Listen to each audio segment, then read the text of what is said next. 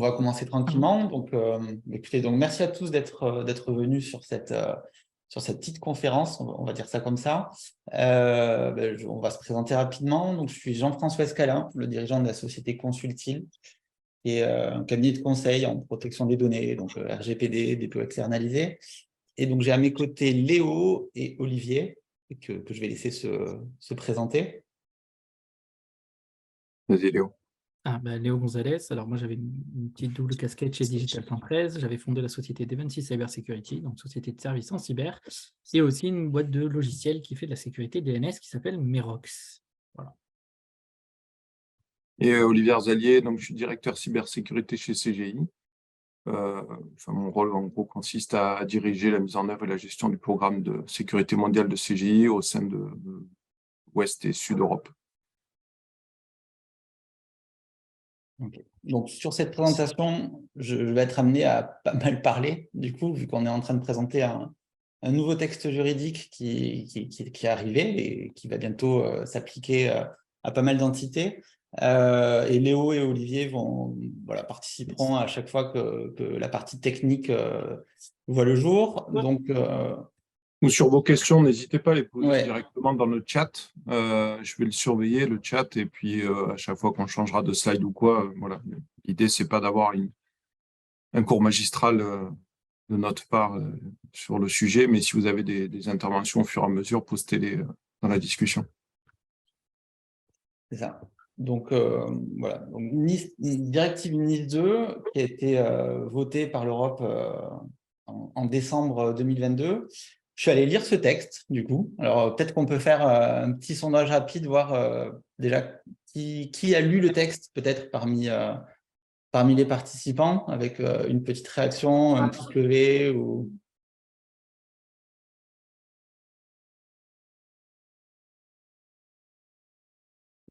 Non, mais il y a des gens quand même, ils ne sont pas tous juristes, ils ont une vie. Non, il y a quelques pouces levés quand même. Non, il y a des pouces baissés aussi. Ok. Très bien. Bon, écoutez, en tout cas, voilà. Donc, l'objectif aujourd'hui, c'est d'essayer de vous présenter ce texte. On ne va pas aller lire chaque article, bien sûr, ce n'est pas l'objet. C'est vraiment d'en faire une synthèse et d'essayer d'analyser un petit peu le contenu. Voilà. Et avant ça, donc, de Nice, donc de l'ancienne directive Nice à Nice 2, qu'est-ce qui s'est passé? Déjà, petit bilan. Les premiers objectifs de la directive Nice… Je me permets, Jean-François, peut-être oui. l'acronyme, déjà, pour ceux qui ne l'avaient pas du tout. Vas-y. Oui, sur l'infrastructure security. Alors, l'idée de Nice, c'est vraiment le nom de la directive, déjà, c'est de la technique. Donc, voilà, c'est juste de rappeler à tout le monde que Nice, c'est un texte technique. C'est ça. Et donc, c'était de créer des capacités en cyber dans toute l'Union, mais qui visaient des structures quand même bien particulières parce qu'elles étaient sujettes à des risques importants et qu'elles avaient une importance forte. Tu voulais, Olivier, Léo, vous vouliez rajouter un petit peu? Oui, moi, ce qu'on pouvait rajouter sur Nice, c'est que ça laissait un peu trop libre champ aux États membres. Ça a été créé en 2016 et appliqué en 2018 dans les États membres. Et les États membres avaient un peu trop de liberté sur quels étaient les services essentiels et quels étaient les opérateurs. Et on pouvait avoir des écarts entre les membres de l'Union de x4 parfois x500 sur le nombre d'opérateurs concernés par Nice. Donc Nice 2, et tu vas en parler, vraiment régule ça d'une meilleure manière et donne beaucoup plus de directives pour savoir tout de suite si on est éligible ou pas sans que ça soit à la main des membres de décider quoi que ce soit. Les membres de l'Union. Hein. C'est vraiment ce qui est rappelé dans le préambule de Nice 2. C'est que grâce à Nice, ou Nice 1, désormais on l'appellera peut-être Nice 1 dans le futur, grâce à Nice 1, ça avait vraiment permis de faire évoluer un petit peu les consciences. Il y avait eu apparemment des gros progrès qui avaient été faits. Mais comme tu disais, Olivier, voilà, certaines insuffisances et certaines disparités entre États. Et donc, l'objectif de Nice 2, c'était déjà de gommer ces disparités entre États. C'est le troisième petit point, là, mais aussi d'étendre le champ d'application à beaucoup plus d'entités. Voilà, et comme disait Léo tout à l'heure, donc c'est vraiment un texte technique qui impose un niveau de sécurité et la mise en place de mesures techniques notamment. Alors, qu'est-ce que NIS2 en 3 points, pour vraiment faire une synthèse très globale. Donc, NIS2, c'est un texte qui prévoit d'abord des obligations pour les États membres d'adopter des stratégies nationales en matière de sécurité sur diverses thématiques que je ne vous liste pas aujourd'hui parce qu'elles sont nombreuses, mais que ce soit en termes de formation, en termes de sécurité de la chaîne d'approvisionnement. Enfin, voilà, il y a pas mal de thématiques sur lesquelles les États vont devoir mettre en place des stratégies, identifier des mesures, identifier des acteurs qui seront chargés de suivre tout ça. Et les États doivent aussi mettre en place des différents acteurs, des autorités compétentes, même si on en a déjà. Aujourd'hui, c'est l'ANSSI, et il y a de fortes, enfin, c'est même sûr que ce sera l'ANSSI qui continuera à suivre ce dossier. Mais voilà, NIS2 rappelle cela. Donc, des autorités compétentes, des CSIRT, des centres de réponse aux incidents de sécurité, voilà, mais aussi des points de contact uniques pour les entités qui seraient concernées par NIS2. Et alors, parmi les autorités, ces différents acteurs, certains vont être chargés de réaliser des contrôles des entités concernées et il pourra y avoir des sanctions si les obligations de NIS2 ne sont pas respectées. Et donc, ça fait le lien avec la deuxième catégorie de mesures que l'on retrouve dans NIS2. Ce sont des obligations pour les entités visées, qu'il s'agisse de structures publiques ou privées d'ailleurs. Donc, des mesures de gestion des risques à mettre en place en matière de sécurité, des obligations d'information en cas d'incident. Alors, ça existe déjà pour les anciens OSE, qui devaient faire des notifications à l'ANSSI en cas d'incident de cybersécurité, mais ça existe aujourd'hui aussi pour tous les organismes avec le RGPD, puisqu'en cas d'incident qui touche à de la donnée personnelle, on doit faire des notifications à la CNIL. Mais là, c'est le même mécanisme, mais pour les entités visées, donc il y aura l'ANSSI, la CNIL, voilà, il y aura plusieurs entités à qui il faudra notifier les incidents. Et le revers, c'est que les entités pourront aussi subir des contrôles et des sanctions si les mesures ne sont pas respectées. Et voilà, de manière transversale, il y a une troisième mesure dans NIS2 qu'on retrouve assez souvent, c'est la notion de partage d'informations en matière de cybersécurité, sorte de cyberveille, de notification des dernières vulnérabilités. NIS2 fait état de pas mal de mécanismes alors à maintenir, à développer sur les vulnérabilités qui peuvent y avoir, les gros incidents en cours. Voilà, donc c'est des choses qui seront précisées, je pense, par le futur, mais voilà les 3 grandes thématiques, des obligations pour les États avec des acteurs à désigner ou à maintenir, des obligations pour les entités en termes de mesures de sécurité et d'information, et de manière générale, développer le partage d'informations sur les vulnérabilités en cours, les manières d'y remédier, etc. Un C'est point vraiment les 3 grandes thématiques. sur le partage, il y a quelques infos si c'est plus technique chez vous, notamment ceux qui connaissent TLP, la Traffic Light Protocol, là, le système d'échange d'informations de sécurité, il cite même le protocole, enfin le système TLP pour les échanges d'informations entre organismes qui sont en charge de répondre à des incidents au niveau européen. Donc, ils essayent de standardiser un petit peu ces mécanismes-là pour ceux qui sont concernés. Donc ça, c'était une vision très globale de NIS2. On va passer au slide suivant qui vous rappelle juste que NIS2 intervient dans un contexte juridique où il y a d'autres textes, d'accord? On a déjà parlé un petit peu du RGPD, mais voilà, NIS2 en tout cas ne fait pas obstacle, et c'est bien écrit dedans, aux autres textes complémentaires. Donc on peut être très bien soumis à NIS2 et au RGPD et à la directive e-privacy et à d'autres directives sur les entités critiques. Ça se complète et ça ne s'exclut pas les uns les autres. Voilà, c'est des textes qui vont fonctionner ensemble. Autre point important, alors là c'est un petit peu juridique, mais NIS2 c'est une directive européenne. Ça veut dire que c'est un texte qui n'a pas le pouvoir de créer d'obligations pour les entités. Ça ne crée d'obligations que pour les États de bien vouloir transposer cette directive dans un texte national. Donc chaque État membre va devoir créer une loi ou un arrêté, un règlement, mais ce sera probablement une loi, pour venir transposer la directive avec des petites possibilités d'ajustement, même si cette directive quand même encadre les possibilités d'ajustement. Donc, on devrait quand même se retrouver avec un joli copier-coller du texte. Voilà, les ajustements devraient quand même être minimes. En général, quand il y a une directive, il y a un délai pour les États pour mettre en place cette directive, mais un délai qui n'est pas toujours suivi. On a par exemple, pour petite anecdote, il y avait eu en 1995 une directive sur la protection des données. La France a mis 7 ans pour transposer cette directive. Là, avec NIS 2, il y a une date butoir pour les États membres. Il faut qu'ils aient mis ça en place, le texte national, avant le 17 octobre 2024, et ça va même plus loin. Dans NIS 2, il est dit que les obligations doivent être applicables à partir du 18 octobre 2024. Donc, voilà, il y a vraiment une grosse obligation pour les États de rendre tout ça effectif rapidement. En tout cas, d'ici l'année prochaine. Jean-François, il y avait une petite question dans le chat, on a répondu par écrit, mais comment savons-nous si nous sommes aujourd'hui OSE ou OIV?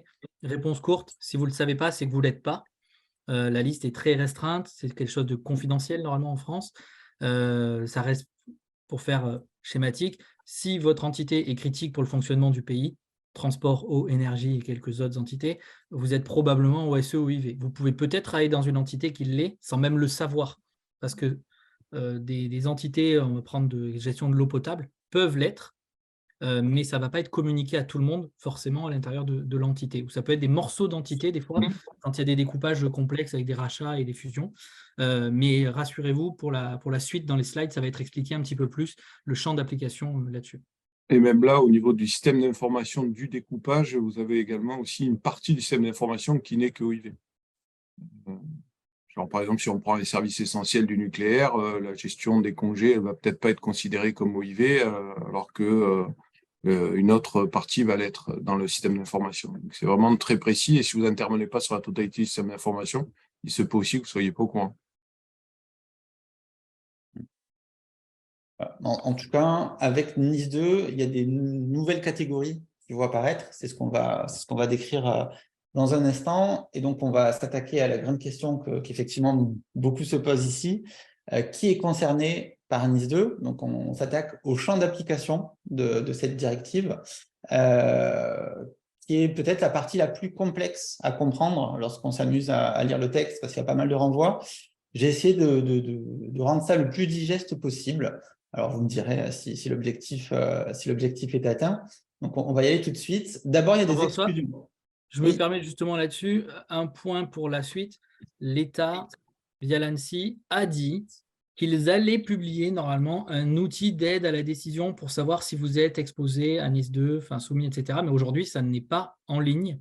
Donc, c'est Jean-François qui s'est tapé tout le boulot. Oui. Sachant qu'il y a encore quelques mois pour que tous ces textes soient applicables. Là, on est vraiment dans du prévisionnel. Et l'idée, c'est de vous dire, est-ce que vous vous rapprochez de la zone ou pas? Voilà, c'est un petit peu l'idée. En tout cas, en premier lieu, il y a d'abord des exclusions. Il y a des entités qui ne seront pas concernées par NIS 2 pour plusieurs raisons. Mais d'abord, tout ce qui est administration publique qui exerce son activité dans le domaine de la sécurité nationale, sécurité publique, défense ou application de la loi. Ces entités-là ne sont pas concernées par NIS 2, elles ont d'autres exigences à respecter, mais en tout cas, elles ne sont pas directement visées par NIS 2. En tout cas, elles en sont exclues. Et ensuite, il y a une catégorie un petit peu particulière, ce sont certaines entités du secteur financier qui sont sous le couvert d'autres règlements européens qui laissent la possibilité aux États d'exclure certaines entités. Donc là aussi, on est vraiment dans de l'exception de l'exception. Mais voilà, en tout cas, les cas, globalement, qui ne sont pas soumis à NIS 2, administration publique dans tout ce qui touche à la sécurité et la défense, en gros, et certaines entités du secteur financier bien précises. Voilà. Donc celles-là, c'est sûr qu'elles ne seront pas soumises à NIS 2. Ensuite, on entre dans le champ d'application à proprement parler de NIS 2. Qu'est-ce qu'il nous dit? Qu'il y a des entités critiques qui, elles, quelle que soit leur taille, quel que soit le nombre de salariés, quel que soit le chiffre d'affaires ou le budget, si elles sont recensées par l'État en tant qu'entité critique, elles devront respecter les exigences de NIS 2. Voilà. Donc l'État va devoir faire une liste, là aussi, de ces entités critiques. On va dire que c'est vraiment la catégorie la plus sensible des entités, voilà, et qui devront respecter les exigences de NIS 2. Ensuite, quelle que soit leur taille, là aussi, d'autres types d'entreprises ou d'organismes publics qui vont devoir respecter les exigences de NIS 2. Donc, tous les prestataires de services de confiance, je ne sais pas si vous voyez ma souris, fournisseurs de réseaux de communication électronique publics, entités fournissant des services d'enregistrement de nom de domaine. Voilà, on est vraiment sur une liste bien délimitée de secteurs d'activité hautement sensibles qui, quelle que soit leur taille, devront respecter NIS 2. Donc, la liste là est assez délimitée.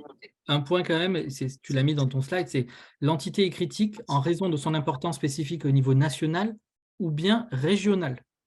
Donc, voilà, vous pouvez avoir une importance régionale et être concerné par ce cas-là, notamment, et c'est là où c'est peut-être plus délicat quand on est dans le public que dans le privé, parce que dans le public, la définition est aussi, enfin, pas différente, mais il y a une notion de gouvernement central, pas central, mais même au niveau régional, ça peut vous concerner directement. Et même au niveau local. Mais là encore, ça dépendra de la façon dont la France transposera NIS 2. Vous voyez, les États membres peuvent prévoir l'application de NIS 2 pour des entités de l'administration publique au niveau local. Donc là, on n'a pas de boule de cristal. Tout dépendra de ce qu'il y aura dans le texte national qui transpose NIS 2. Voilà. Et la dernière ligne, les établissements quand même, des établissements d'enseignement et tout ce qui est service de recherche, parce que je ne sais pas s'il y en a dans l'audience, mais pourrait aussi être considéré. Hein. C'est ça. Mais on est quand même encore sur du conditionnel et on est sur cette première grosse catégorie d'entités visées qui sont, on va dire, nommées. Voilà. En tout cas, les secteurs d'activité sont nommés. Il n'y a pas de règles de champ d'application. Là, c'est quelle que soit leur taille. Donc, on a une question dans le chat. Quel ministère va s'occuper de cela au niveau de l'État? Alors, officiellement, on va dire qu'il n'y a pas eu de texte transposé qui précise tout. Cependant, l'ANSSI, l'Agence nationale de la sécurité des systèmes d'information, qui dépend du bureau du Premier ministre. C'est quelque chose d'un petit peu particulier pour l'ANSSI. Donc, c'est quand même des fonctionnaires, hein, c'est des gens de l'État. S'occupe de tous les aspects cyber, historiquement d'un point de vue plutôt technique, défense, suivi des activités critiques actuelles, OIV, OSE, etc., qui a des délégués dans les régions. Mais l'ANSSI a quand même publiquement communiqué en disant que c'est bien elle qui allait s'occuper de tous les aspects liés à la suite des opérations. Via leur directeur de la stratégie, ils ont fait un article sur leur site pour dire que c'était bien eux. Et c'est d'ailleurs l'ANSSI, avec une partie des services de l'État, beta.gouv.fr pour ceux à qui ça parle, qui a commencé à créer des pages, on vous mettra quelques liens, pour l'instant les pages on va dire sont vides, à laquelle ils vont venir ajouter des outils au fil du temps pour aider les entités publiques et privées à voilà, mieux définir certaines obligations, vérifier si elles sont ou pas nécessairement d'importance au sens du texte. Et donc c'est l'ANSSI, avec le bureau du Premier ministre, qui va s'occuper de ça pour répondre à la question.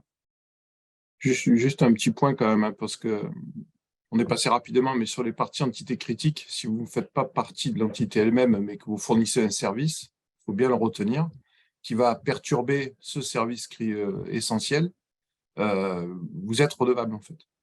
Donc ça peut être très bien si vous avez été retenu pour réaliser le nouveau site web interne de gestion du transport SNCF pour donner l'information à l'instant T de où sont les trains, etc. aux agents SNCF et que celui-ci est perturbé ou ne fonctionne plus, c'est de votre responsabilité.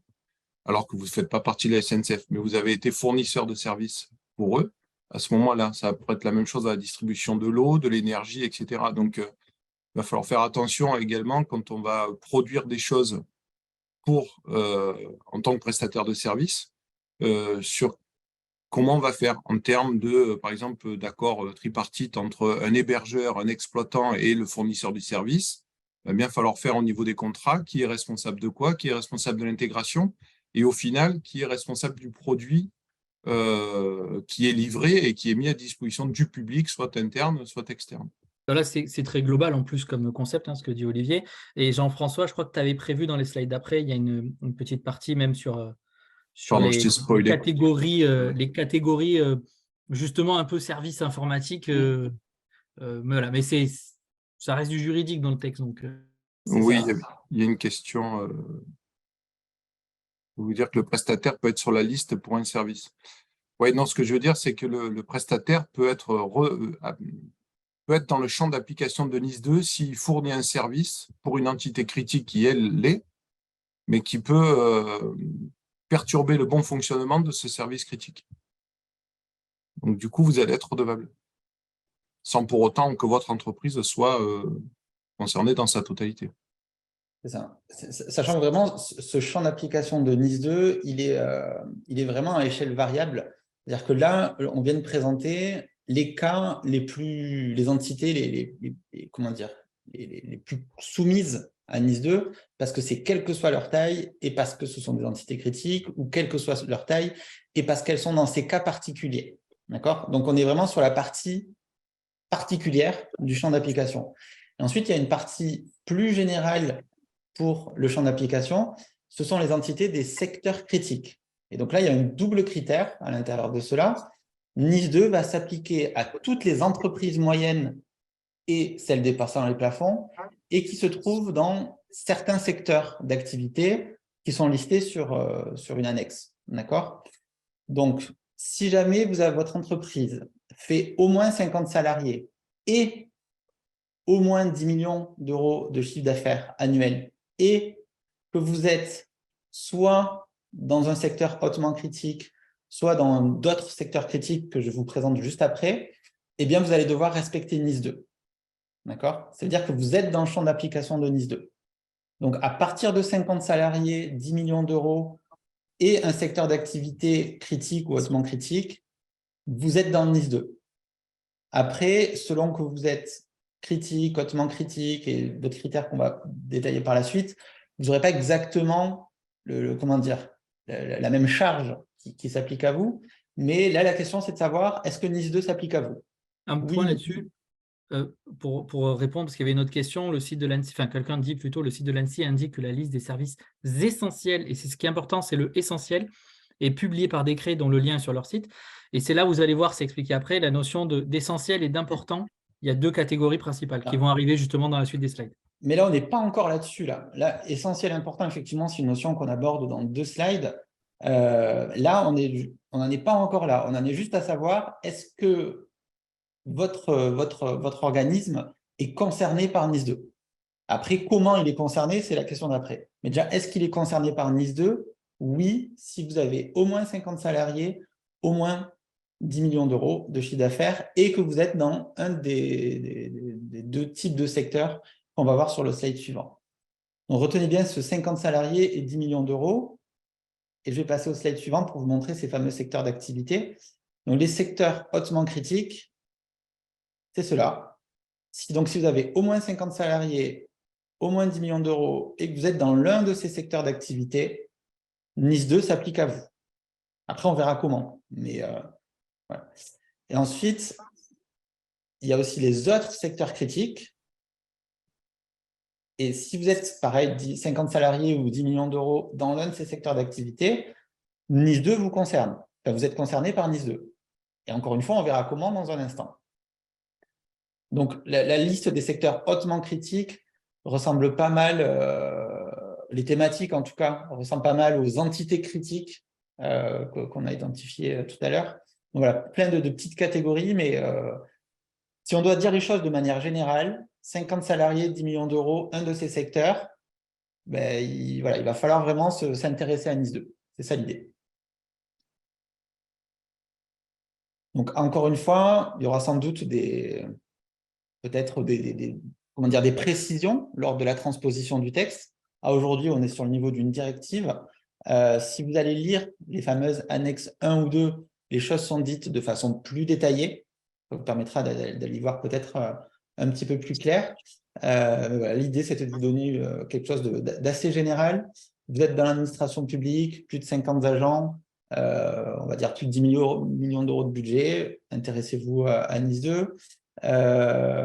Vous êtes une ESN avec, pareil, allez, on va dire plus de 50 salariés et plus de 50 millions d'euros, ben, vous êtes peut-être là-dedans, quoi. D'accord? Et donc, vous êtes concerné là aussi par NIS 2. Merci Léo pour le lien vers les annexes.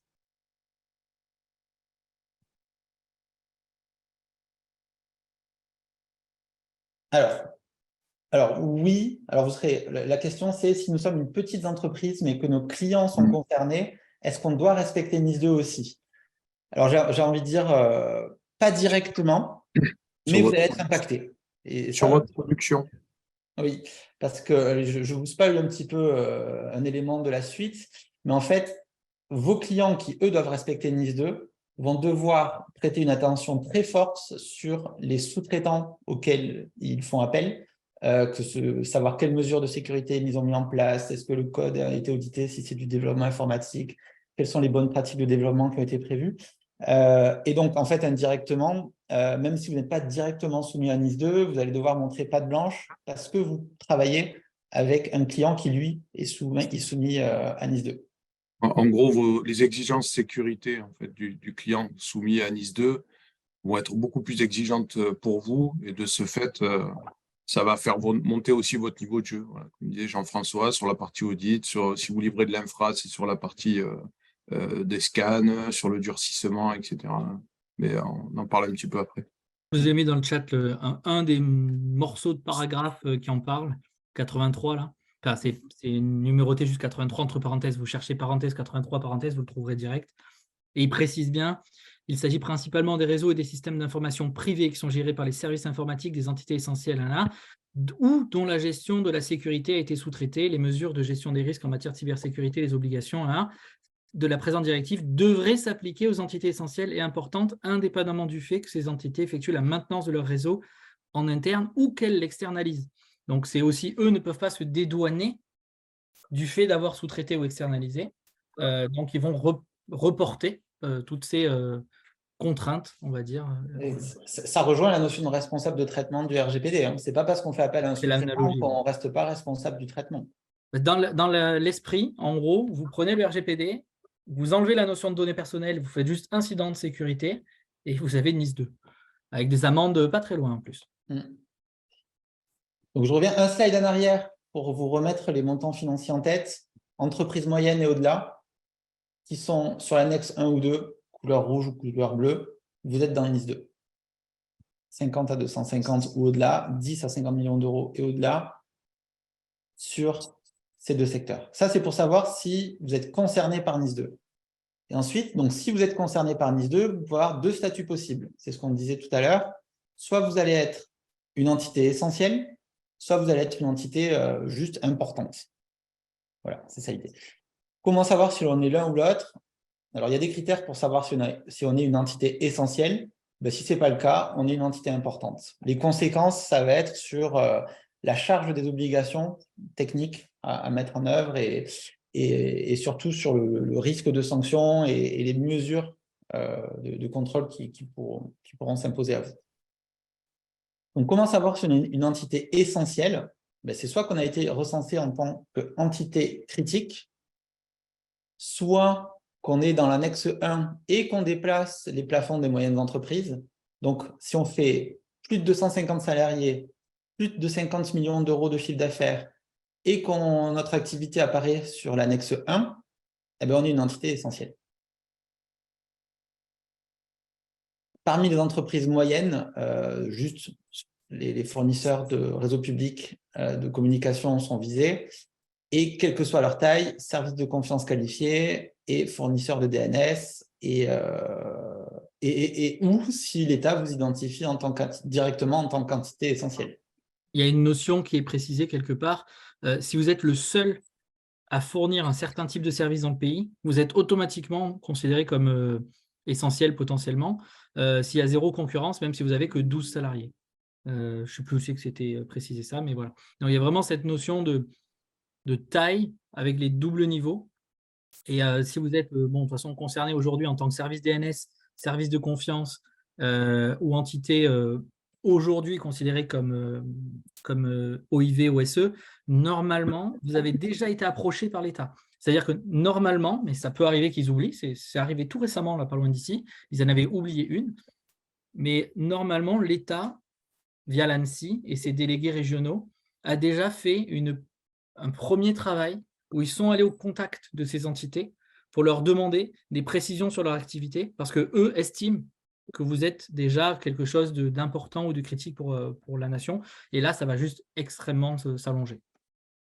Mais en fait, en volume, je pense, le gros des entités, des nouvelles entités qui n'étaient pas concernées par Nice et qui vont être concernées par Nice 2, un gros volume se trouve ici. Ce sont les entités importantes qui, comment dire, qui en fait, d'un point de vue technique cyber, vont devoir mettre en place à peu près les mêmes mesures.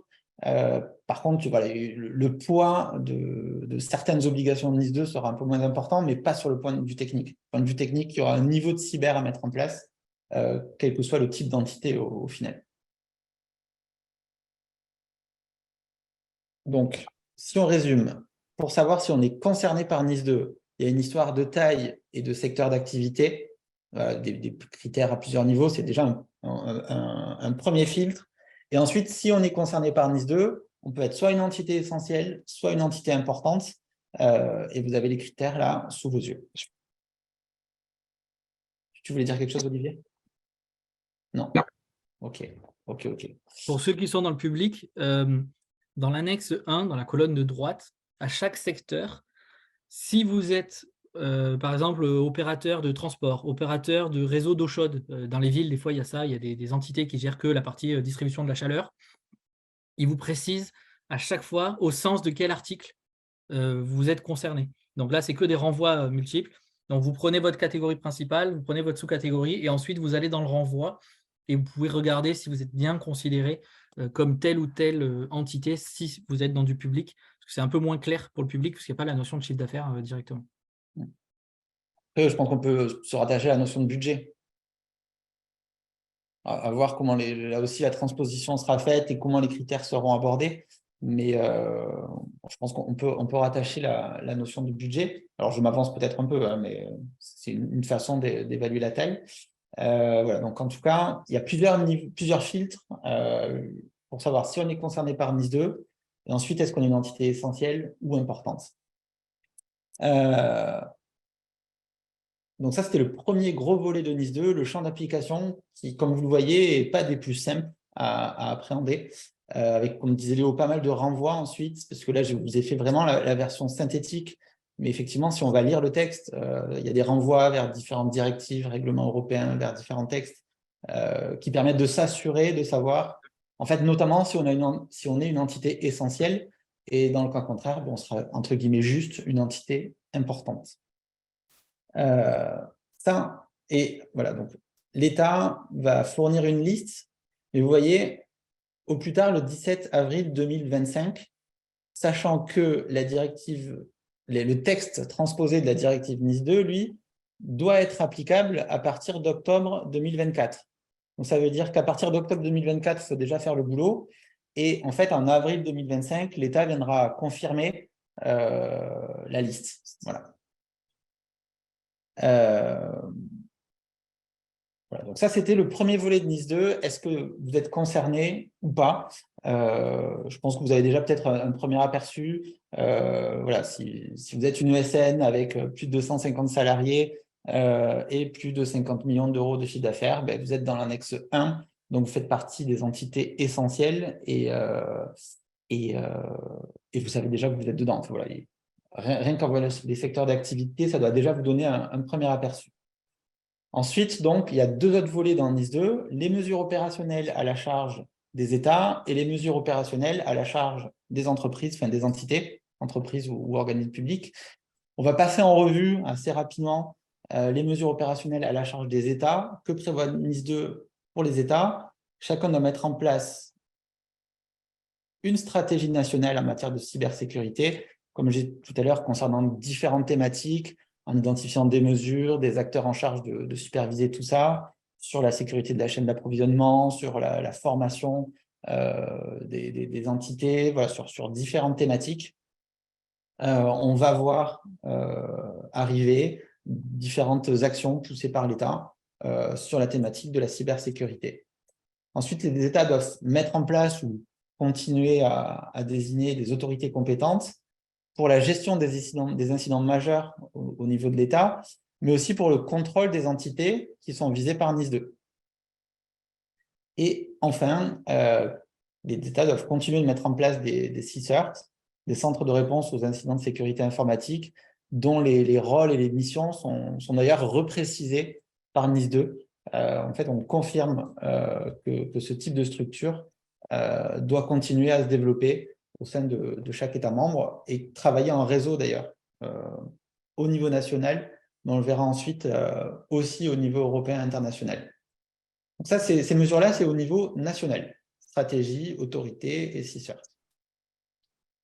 Ensuite, NIS 2 prévoit aussi des mesures au niveau international, alors européen et international, des groupes de coopération entre États membres sur la coopération stratégique et l'échange d'informations, des réseaux de CSIRT au niveau européen pour partager et échanger des informations sur les vulnérabilités, sur tout un tas de thématiques liées à la cyber, de la gestion coordonnée d'incidents au niveau opérationnel et au niveau donc, européen, un rapport biannuel sur l'état de la menace dans l'Union, qui sera rédigé par des instances européennes, des évaluations par des pairs, mais de la sécurité au niveau étatique. Et enfin, et c'est assez fort, je trouve, de la coopération internationale. C'est-à-dire que là, on a une directive européenne, d'accord, qui demande aux États de bien vouloir autoriser l'Europe à conclure des accords internationaux avec des pays tiers. Je trouve que ça va, alors c'est sans doute pour la bonne cause, mais je trouve que ça va quand même vachement loin, dans le sens où, en fait, l'UE, via un texte qu'elle émet elle-même, demande aux États de se dessaisir d'une partie de leur souveraineté parce que l'UE toute seule n'en avait pas la compétence. Alors, encore une fois, c'est sans doute pour la bonne cause, mais d'un point de vue juridique, je trouve le mécanisme un peu poussé. Voilà, ça c'était la petite parenthèse constitutionnelle, on va dire. Voilà. Et donc, l'objet de ces accords internationaux, ce serait quoi? Ce serait d'inviter des pays tiers ou des organismes tiers à venir participer au réseau des CSIRT et à venir participer au système EU Cyclone de gestion coordonnée des incidents de cybersécurité majeurs. Donc, bien sûr, ça va dans l'objectif est louable. Oui, peut-être UK, seul l'avenir nous le dira. Hein, encore une fois, on n'a pas la boule de cristal. Mais voilà, donc c'est sur ces thématiques-là. Et en tout cas, le mécanisme juridique me fait faire cette remarque. Voilà. Allez, on a fini donc avec ces... Pardon, il y a une question. Est-ce qu'on sait si les prestataires qualifiés, PASI, PDIS, PRIS, auront une équivalence européenne qui leur permettrait une reconnaissance directe? Léo, Olivier? Oui, alors c'est pas une certitude, mais c'est effectivement à l'étude, justement parce que ces acteurs-là, la partie PDIS et PASI sont déjà éligibles à la partie NIS pour tout ce qui est OIV, etc. Et ça va être transposé dans le NIS 2. Et justement, c'est ce qui manquait, cette harmonisation-là qu'on discutait au tout début entre les États membres, va être repris. Par exemple, en Allemagne, c'était pas les OIV, c'était les CRITIS. Et ils avaient leur propre modèle, l'ANSSI allemand, je ne me rappelle plus son nom, mais ils avaient leur propre modèle de PASI, de PDIS. Et c'est une harmonisation aussi qui est en cours avec NIS 2 là-dessus. Par contre, je n'ai pas de boule de cristal, je ne peux pas vous dire si ça sera effectif aussi à fin 2024. Ça a bien démarré, France-Allemagne aussi. Première étape, c'est la France et l'Allemagne. Et du moment qu'on a la France et l'Allemagne dans un deal, on peut être sûr qu'ils imposeront leurs lois au niveau européen. Au niveau des qualifications de produits de l'ANSSI, en France, il y a des produits, des éditeurs, etc., qui peuvent être qualifiés. C'est un niveau vraiment élevé de validation. La France et l'Allemagne ont fait une équivalence avec celle du BSSI, là, justement, top niveau. Un produit qualifié en Allemagne doit être accepté en France et vice-versa. Ça, c'est des produits qui peuvent, dans certains cas, être obligatoirement qualifiés pour être installés dans un sous-marin ou dans une centrale nucléaire, pour faire simple. Donc, il y a eu déjà ça qui a été fait, comme le disait Olivier, sur les agréments. Après, attention, et je crois qu'on va peut-être en parler, NIS 2, même si elle va préciser des préférences, des fois souveraines, européennes, etc., n'impose pas de choses précises non plus sur l'origine des produits, des solutions qui sont dedans. C'est des recommandations, ce qui fait que si vous êtes dans le public, ça c'est une analyse plus personnelle, hein, et que vous publiez des appels d'offres et que vous avez envie d'orienter, on va dire ça comme ça, les appels d'offres, ça peut vous donner une base légale supplémentaire si le texte est bien transposé comme ça en France. pour reprendre les termes qui ont été mis dans la directive sur la préférence de solutions souveraines, européennes, etc. Et c'est ça. Et c'est la parfaite transition avec la suite. C'est-à-dire qu'effectivement, parmi ces mesures opérationnelles à la charge des entités, effectivement, la directive NIS 2, sans l'imposer, comme tu dis Léo, encourage le recours à des produits ou des services faisant l'objet de certifications et autres. Voilà. Après, dans NIS 2, on ne nomme pas directement les passifs, IS et PRIS, etc. Le problème, c'est que la directive ne va pas les nommer, mais vous comprenez bien derrière que le client final, qui est lui concerné, qui est essentiel ou important, va donner dans ses exigences de sécurité, va donner ses propres produits, ses propres normes, etc. Donc, même si l'État français ne va pas l'obliger, les exigences de sécurité du client vont faire que ça va tendre vers, obligatoirement. Le texte précise d'ailleurs, et c'est son côté un petit peu à tiroir évolutif, sans compter forcément les réévaluations des 36 mois dont tu parlais tout à l'heure, Jean-François, mais la directive va pouvoir être transposée et pourra s'appuyer sur des normes, des certifications et des référentiels européens et internationaux. Donc, s'ils le souhaitent et qu'ils veulent utiliser PCI DSS, je ne sais quoi, un système américain et le transposer, ça sera possible. Parce qu'il y a quand même des normes et des réglementations étrangères qui, des fois, sont déjà bien faites. Ils ne s'excluent pas de le faire. C'est juste qu'ils ne les nomment pas pour démarrer. Et parce qu'encore une fois, on est sur une directive et donc c'est un texte, comment dire, c'est un texte général, même s'il est quand même assez technique, mais qui impose une sorte de socle commun en fait et d'uniformisation à l'ensemble des États membres. Donc justement, sur ces mesures opérationnelles qui impactent les entités essentielles et importantes selon le statut que vous allez avoir, on voit plusieurs thématiques de mesures techniques à mettre en place. D'abord sur la gouvernance, que la direction soit formée à la cybersécurité. Ça fait partie des exigences attendues. Que la direction approuve et supervise les mesures de gestion des risques. En gros, une implication forte de la direction dans la thématique de la cybersécurité, tellement forte qu'on retrouve aussi dans la directive le fait que, une fois qu'une direction est formée et qu'elle doit approuver et superviser les mesures de gestion des risques, elle doit pouvoir être tenue pour responsable du non-respect. Alors, j'ai mis de NIS 2, mais c'est un petit peu plus précis dans le texte, des exigences de NIS 2 concernant l'article qui liste le type de mesures de sécurité à prévoir. Voilà. Donc, c'est quand même un rappel assez fort sur la gouvernance qui est quand même un des piliers d'une politique de cybersécurité. Ensuite, il y a des mesures techniques attendues par NIS 2. D'une part, pour gérer les risques avec une approche tout risque, et ensuite pour éliminer ou réduire les conséquences d'un incident. Donc, je vous ai fait un petit listing de ce type de mesures sur le slide suivant, parce que je ne pouvais pas toutes les rentrer là-dessus pour un problème de visibilité. Donc, je vous montrerai les thématiques attendues. Ce n'est pas une liste de mesures précises, même si c'est quand même assez parlant, ce qui est écrit. Donc, voilà, donc, ce sont des types de mesures sur des thématiques attendues en matière de cybersécurité. On connaîtra en tout cas les thématiques minimum.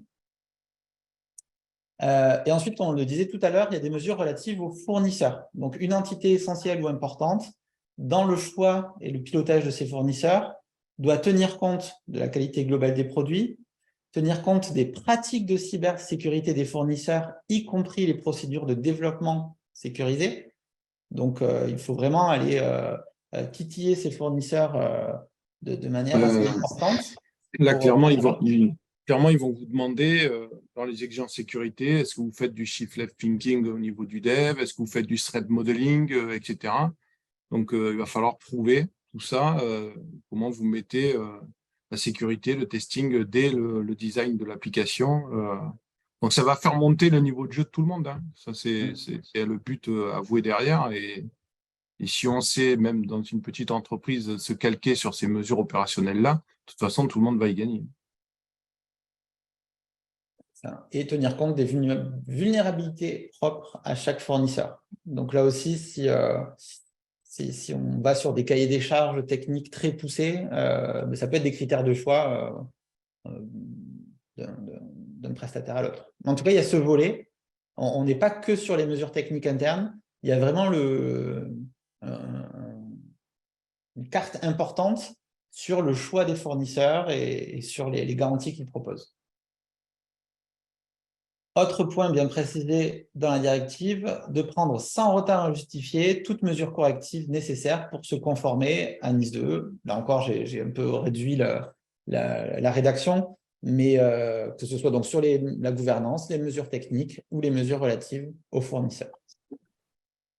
Et enfin, si un incident survient, il y a une obligation d'information aux usagers, c'est-à-dire dans le secteur public aux usagers ou dans le secteur privé aux clients, aux CSIRT, et avec un rapport sous 30 jours, et même au public. Alors, il y a des critères juridiques dans certains cas, voilà, selon…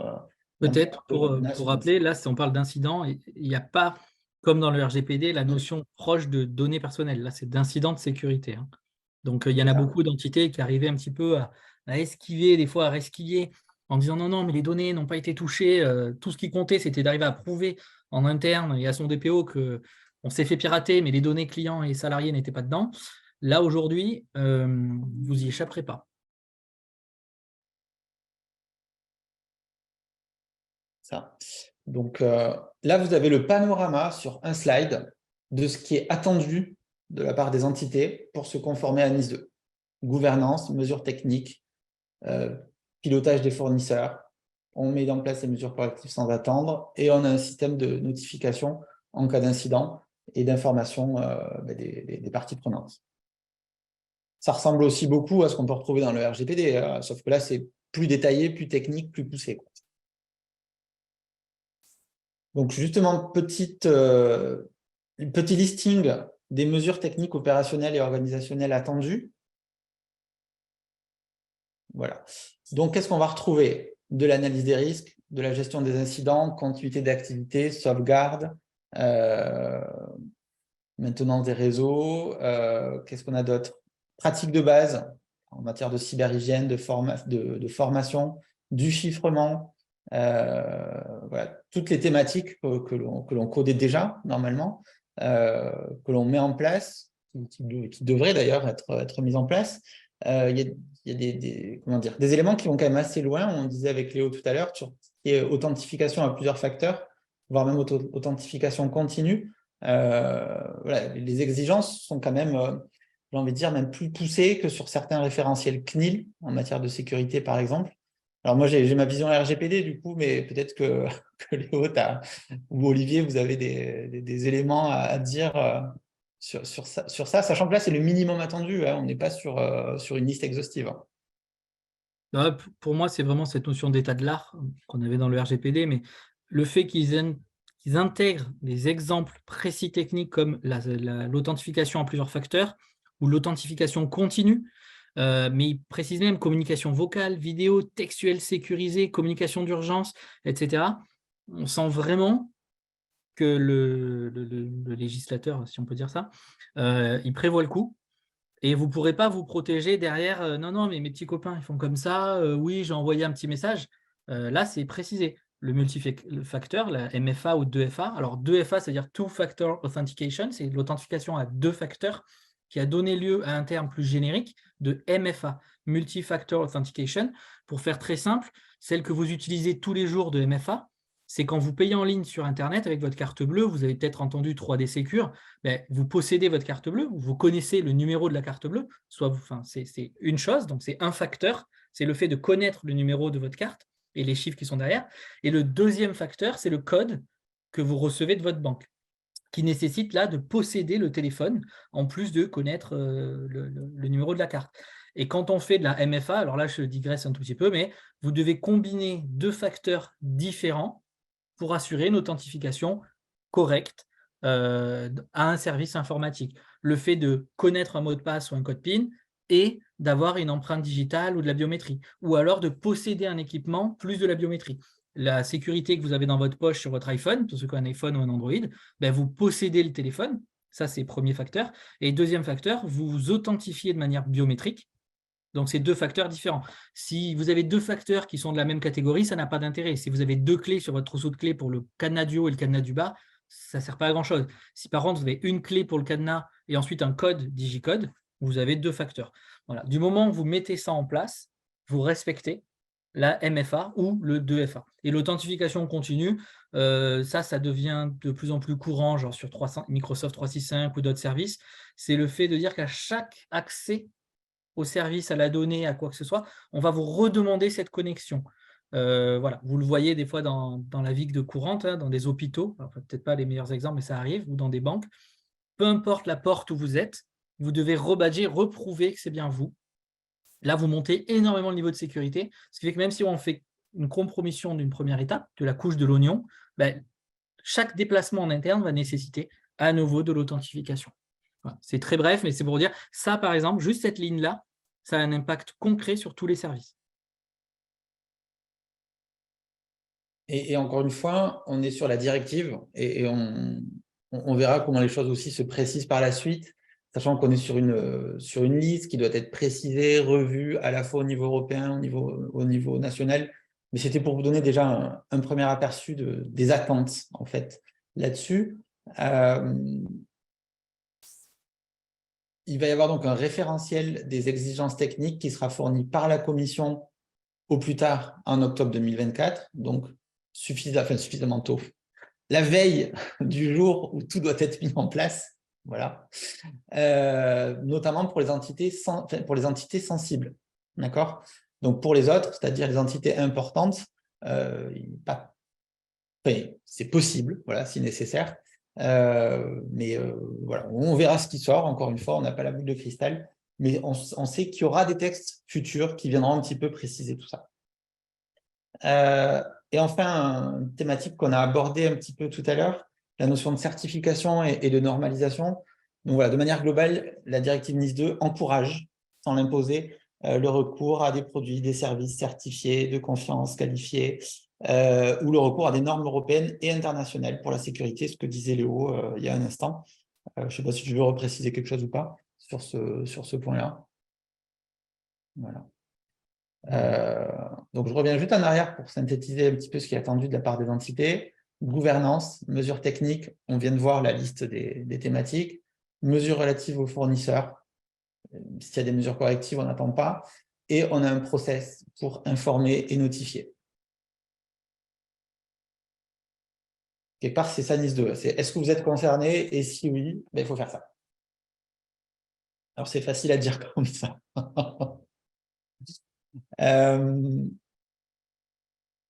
Oui, dernière thématique. Oui, ça va, il est midi, on a quelques minutes.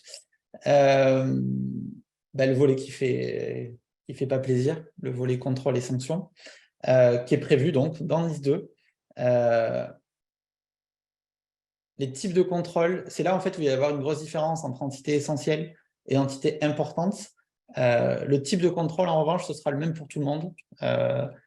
Les autorités compétentes qui seront chargées de cet aspect-là pourront faire des audits, des inspections, des scans de sécu, des demandes d'informations directement à l'entité, des demandes d'accès aux données, aux documents et informations et des demandes d'accès aux preuves de la mise en place de la politique de sécurité. Donc ça, c'est pour tout le monde, enfin, pour toutes les entités concernées par NIS 2 et qui, du coup, qu'elles soient entités essentielles ou entités importantes. Et si ça ne va pas, que pourra faire l'autorité compétente? Émettre un avertissement, la sanction la plus light, émettre des instructions contraignantes, de mettre en place des mesures, de mettre fin à une mauvaise pratique, d'informer les personnes concernées, et même des personnes susceptibles d'être affectées par une menace, de rendre public certains aspects d'une violation. Et ça peut aller même donc jusqu'à des amendes, avec un distinguo entre entités essentielles ou importantes, amendes qui pourront aller jusqu'à 10 millions d'euros ou 2% du chiffre d'affaires si on a une entité essentielle, et 7 millions d'euros ou 1,4% du chiffre d'affaires si on a une entité importante, sachant que NIS 2 précise qu'à choisir entre les deux, il faut choisir le montant le plus fort. Alors bien sûr, ensuite, l'amende est proportionnée en fonction de la nature et du degré de l'infraction, mais s'il y a un choix à faire entre la valeur absolue ou la valeur relative, il faut choisir la plus forte. C'est déjà précisé dans le NIS 2.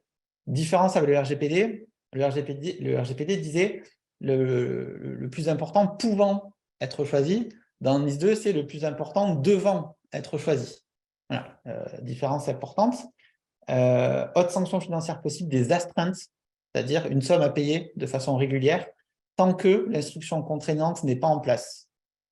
Et enfin, il ne pourra pas y avoir de double peine avec le RGPD, mais sachant que les montants du RGPD sont encore plus importants, puisque c'est 20 millions d'euros ou 4% du chiffre d'affaires.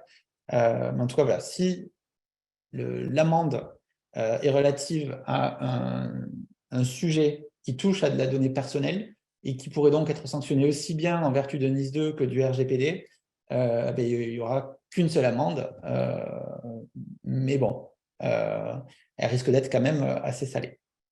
Voilà. Donc ça, c'est déjà une première distinction entre entité essentielle et entité importante. Et ensuite, il y a d'autres sanctions possibles pour les entités essentielles uniquement. Suspendre temporairement une certification pour obtenir l'entité essentielle ou une autorisation d'exercer l'activité ou une partie de l'activité, une interdiction temporaire aux dirigeants d'exercer des responsabilités dirigeantes au sein de l'entité essentielle, donc ça va hyper loin, et ça va même jusqu'à de l'ingérence, quelque part, puisque c'est désigné pour une période déterminée un responsable du contrôle ayant des tâches bien définies pour superviser en fait les mesures correctives. Donc pour les entités essentielles, ça va quand même vachement loin. Voilà, c'est assez fort. J'ai mis dans le chat un petit peu plus haut, au milieu des blagues et d'autres choses, et d'ailleurs de l'article de Gilles sur la MFA qui vient de publier, juste un peu au-dessus, l'ANSSI a annoncé qu'elle allait faire un webinar mardi 16 mai à 9h30. Je vous ai mis le lien d'inscription. Et il y aura le directeur, enfin un des directeurs de l'ANSSI Stratégie, peut-être, qui donneront des infos plus précises sur le calendrier, la transposition, etc. Mais ça, on ne les a pas encore. En tout cas, voilà, ceux qui sont chauds pour écouter ça à 9h30 du matin, c'est mardi prochain. Ils auront, j'espère, plus d'infos que moi. On est arrivé sur le dernier slide. Tout ce qui vous a été présenté là, ça résulte d'une lecture de NIS 2. Je n'ai fait que synthétiser et essayer de simplifier certains éléments de cette directive. Voilà, donc peut-être effectivement que l'ANSSI aura des précisions ou des informations un petit peu plus précises. Mais voilà ce qu'on pouvait dire de NIS 2. Une directive au champ d'application pas forcément évident. Donc l'idée, c'est de savoir si on se rapproche comment dire, de son application. Si c'est le cas, on a vu que les mesures à mettre en place, c'était au niveau de la gouvernance, des mesures de sécurité, du choix des fournisseurs et des notifications en cas d'incident, des choses qu'on connaît déjà avec le RGPD, mais qui là sont amenées à un niveau supérieur. Petit point, surtout pour les entités publiques qui seraient dans l'audience ou des entreprises privées qui conçoivent ou qui gèrent des services pour les entités publiques. Je suis tombé un peu par hasard là, sur la bêta, je n'avais pas testé avant, donc j'en ai profité en préparant le webinaire, de monservicesécurisé.beta.gouv.fr. Je viens juste de vous mettre le lien. C'est un service gratuit qui a été créé par l'État, qui vous permet, en tant qu'entité publique ou bien créateur de services pour une entité publique, vous créez un compte, ça prend 2 secondes, il n'y a pas de vérification, vous validez juste votre email, d'évaluer votre niveau de sécurité pour un service pour le faire homologuer. Ils vous font même une homologation, jusqu'à un dernier point. C'est un cyberscore, mais assez bien fichu.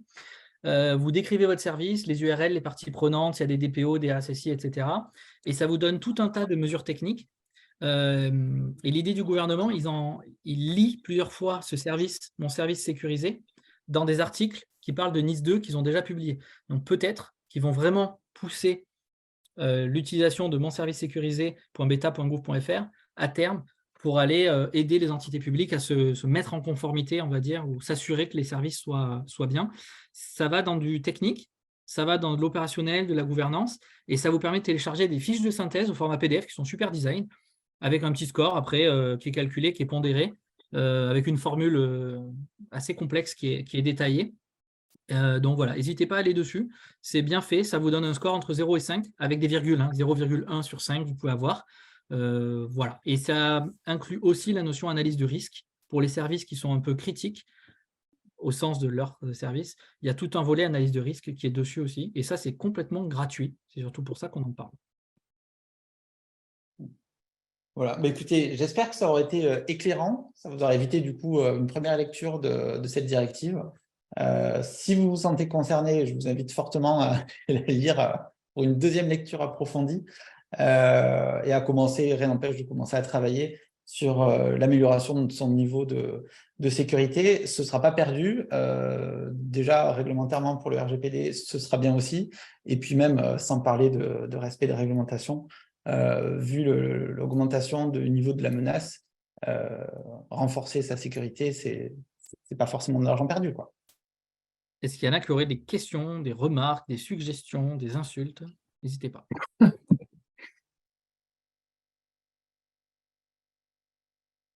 Alors, il y a quelqu'un qui demande si on pourra avoir les slides. Bien sûr, si on s'en occupe de vous les envoyer.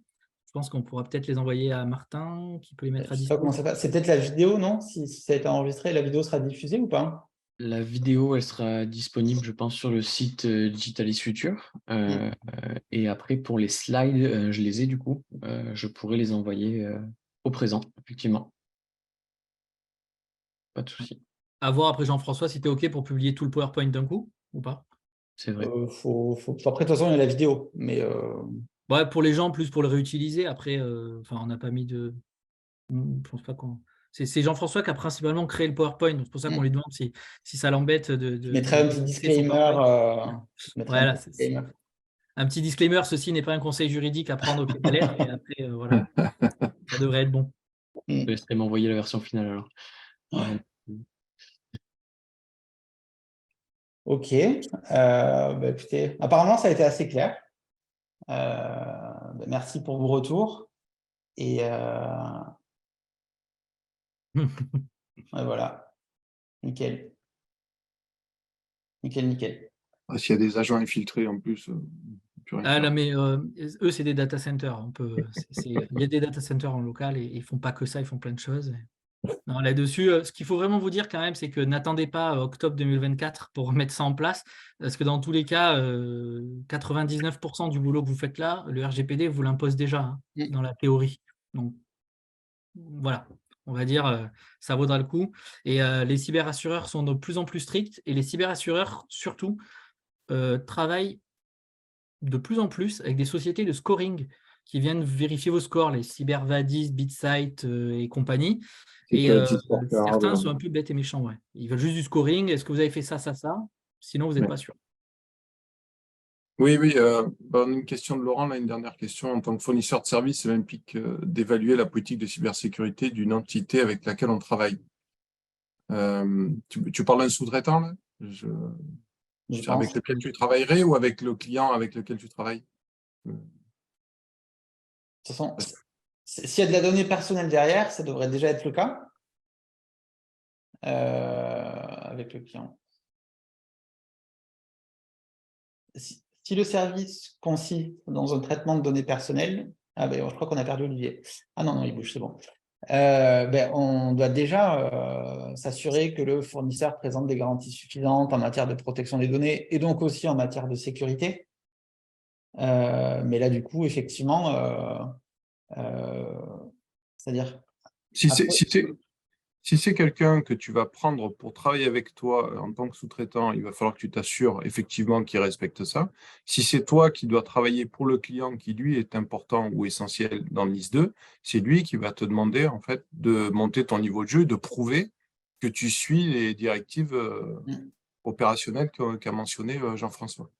C'est dans ce sens-là. Parce que je n'ai pas tout à fait compris ta question, je suis désolé. Après, même dans ces deux cas-là, mais dans aucun cas, toi, tu vas aller auditer ton client final pour savoir si lui respecte NIS2, puisque c'est de sa responsabilité. Donc, à la rigueur, si lui ne le fait pas, pour toi, ce n'est pas gênant. Par contre, lui va t'exiger que toi, tu suives la même chose que lui, il est censé faire. Mais après, il y a aussi le troisième cas. Si c'est le client qui est entité essentielle, par exemple, le prestataire, s'il fait lui-même appel à de la sous-traitance, comme tu disais, Olivier, voilà, c'est ça, c'est le client qui va avoir ses exigences et parmi les exigences et les preuves à apporter, c'est prouver que soi-même, on respecte un certain niveau de sécurité pour soi-même et pour ses éventuels sous-traitants. Oui, c'est exactement ça, Laurent. Tu vas partager et tu vas parfois même pas la partager, tu vas être totalement responsable de ce que tu auras produit.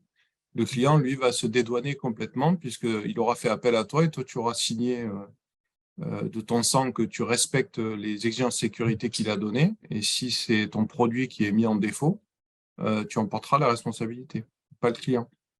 Et attention d'ailleurs, on ne parle pas que de, même si vous avez dans vos clauses des limites de responsabilité, très souvent avec des montants, parce que votre assureur ne vous assure qu'à un certain niveau, etc., on commence à toucher avec les entités essentielles, surtout, des sujets qui sont, et on l'a vu tout à l'heure dans la colonne de droite, là, dans des slides, les peines et les amendes ne sont pas que sur de la finance. Ça peut aussi aller sur des interdictions, ça peut toucher les dirigeants. Donc là, vous allez beaucoup plus loin que simplement, j'ai envie de dire, de l'argent. Donc en plus du risque de faillite pour votre structure, vous avez aussi des risques beaucoup plus larges qui peuvent être là. Et sans parler après des notions d'habilitation et de sujets sensibles, parce que normalement, défense, etc., est censé être hors de Nice 2, à quelques exceptions près.